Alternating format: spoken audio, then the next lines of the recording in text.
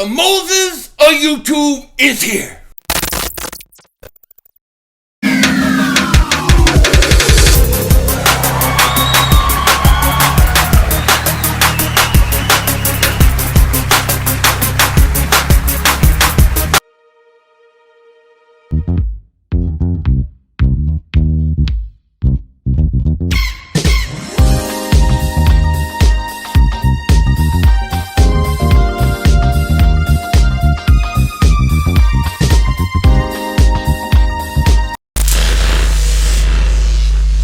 Dallas still stinks. You're my way. Can't think back here, and I hope everybody's having a wonderful weekend. I hope you guys are doing well this Sunday. I know it's been a few days since I've seen you guys. It's been really busy. It's been a busy few days. It's going to be a busy few more days. But I wanted to come on here and make a video because I got a few things that I got to say. First thing, Philadelphia Eagles are the champs of the NFC East.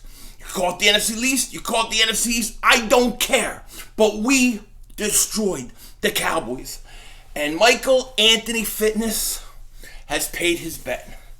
His YouTube championship belt has been given. Now, I can't have this on there. I can't look at that Cowboy sticker. So, I'm going to have to put something over it, figure something out. Because there ain't no way we could keep that.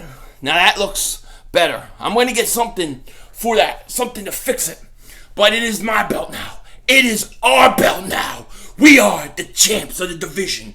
And Cowboys, you should address us as champs. Not the whole rest of the league. They don't have to. But if you're in the NFC East, kiss the hand. Kiss the ring. You know what I mean? Now, Michael Anthony Fitness, shout out to you, buddy. Good sport. I'm going to take care of this, and I'm going to give you chances to win it back. I promise. And as far as Mark Homer goes, Mr. Mark Holmes, finally let my people troll. My people are free. And if you're not free and you're on that list, let me know. We'll figure it out. But Mark finally paid off the bet. Spent 2 hours freeing people. I love it. I love every second of it. It's a beautiful thing. That's what happens when your team gets double moonwalked in the ass. And I know the Cowboy fans are going, but you lost to Seattle. I don't care. You lost to practice squad team. You had everybody. You scored over 40 points versus the Rams the week before. You scored over 40 points versus the Redskins. You don't do it against us. You couldn't beat us. I love it. Now, I'm going to put this down because I already got big enough shoulders. I feel good today, you know what I mean? Well, I feel kind of good. I feel good personally.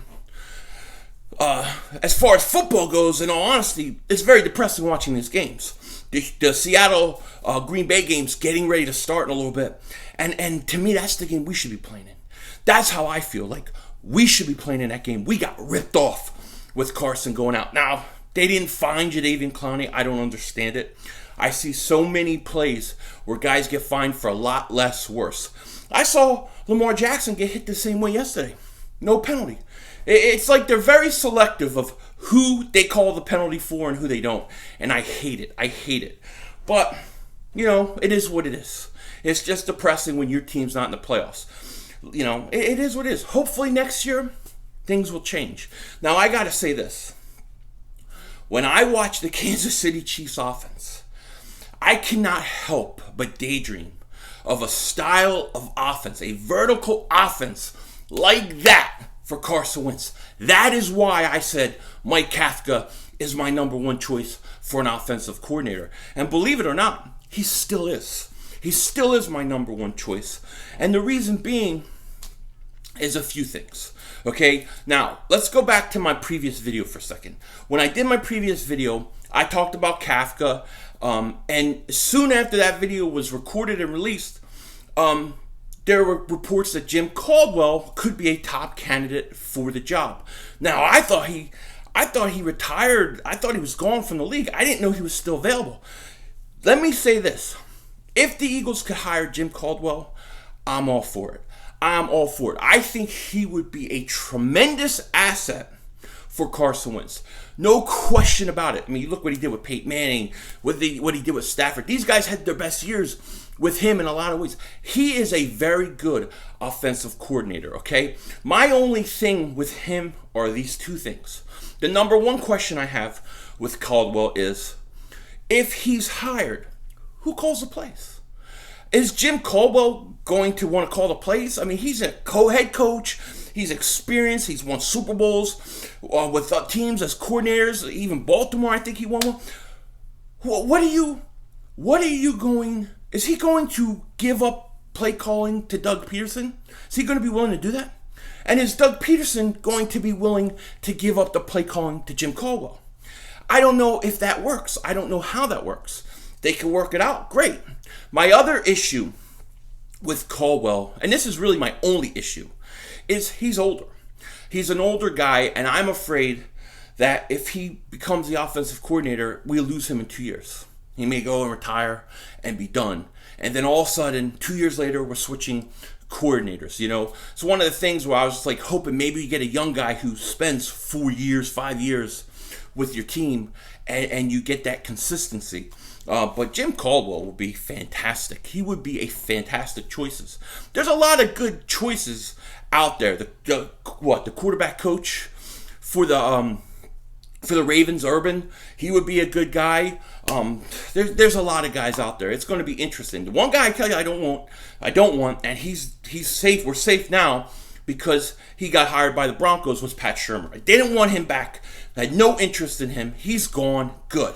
Now on the defensive side of the ball, Jim Schwartz is coming back. Jim Schwartz is coming back. He was not hired as the Cleveland Browns coach. I'm not a big Jim Schwartz guy in terms of scheme. I don't like his scheme. I don't like wide nine. It's not something I like. I've talked about this over and over and over again. Okay, but that said, he's still a good coach. So I'm kind of like indifferent to him going or staying. It is what it is. He's going to be back. Fine. Okay, fine. But just get some playmakers on defense to help him out, okay? Because we need that really, really bad. Yeah, Jim's going to stay. We're going to need an offensive coordinator. We're going to need a wide receiver coach. I have no idea what they're planning on that front. It's going to be interesting. It's going to be interesting to see what happens. Now, they got to do this kind of quick, in my opinion, because they just lost Andrew Berry, it looks like, to the GM job in Cleveland. So now you're out at Berry. You're out Joe Douglas. Who's going to be in there to really help Howie Roseman draft the right talent, bring in the right players? And what scheme on offense is he going to bring in? To me, you have to get younger. You have to get quicker. You have to get playmakers. You have to get a vertical offense. And look, you don't have to beat the Kansas City Chiefs offense totally. Okay, I'm not saying copy them, down for down. But what I'm saying is you have to add a vertical element of a passing game into your offense because the Eagles have none. They have none. They went 4 or 5 weeks at times without even attempting a vertical pass downfield. Now you'll say, well, they don't have the weapons, but it doesn't matter. It's about keeping the defense honest. Even if you overthrow it, even if you don't complete it, you still got to make the effort to keep the defense defending the whole field. And what happens is a lot of times these defenses, the defenses say, go ahead, take a shot downfield. And they know the Eagles wouldn't. And it killed us. And so, yes, we don't have to be the Kansas City Chiefs offense play by play by play. But you have to add a vertical element. The Jim Caldwell will be a great choice. Okay? So it's going to be interesting. But they got to get a coordinator before, in my opinion, before they know what kind of players they need for their offense that they're going to be implementing. You know what I mean? You need fast speed receivers for a vertical offense. Who's going to help Howie Roseman? If Barry's gone, Douglas is gone, I question and I worry about who's making the decisions evaluating players. I got to say that. So we'll see. Hopefully they'll get something going with an offensive coordinator this week pretty fast, and it'll be interesting. Now, as far as these games are concerned, I'm looking forward to watching Green Bay, Seattle. I'm going for Green Bay. I want revenge from last week. I'm not going to lie. And in yesterday's Titans game, whoa. All I got to say is I think the Titans I think they're the best team. I think they're playing the best football out of every team in the playoffs. I would be scared of them. I think they're playing the style they're playing, the way that they're playing offensively and defensively. I think they can go and beat Kansas City. I definitely think they can. It's going to be an interesting game. I think that AFC Championship game is going to be fascinating. Minnesota Vikings took a beating. They took a beating. That game stunk, to be honest with you. Titans game was unbelievable. They destroyed Baltimore. It was something. And I see a lot of Lamar Jackson hate. Like, man, give the guy a break. You know what I mean? He's gonna come along. The kid's a great talent. I think people jump on him too much. You know, they're blaming him for passes where people were dropping. It just, you know, it always astounds me that they do that. They do it with Carson too. This Kansas City Chiefs game was unbelievable.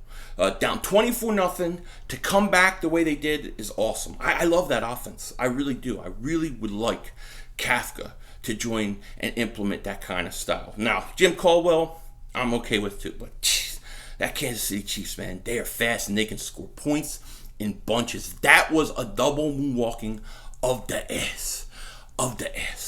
You know what I mean? And then this game today, we'll see what happens. It's gonna be good. You never can count Russell Wilson out, so we'll see. It's getting ready to start in about 15 minutes. I'm gonna get ready to go watch it. As for those who are asking me about my Sixers stuff, I will start streaming Sixers starting in February. The rest of this month is kind of busy, and a lot of times, and a lot of the games this month for January are 4 o'clock games, meaning for me they start at 4. I'm not even home yet a lot of times. But next month there's some later games, and so starting in February we'll start my Sixers streams. I'm trying to do 2 a week, so look out for that. With that said, take care. Talk to you later, and don't be a dingbat.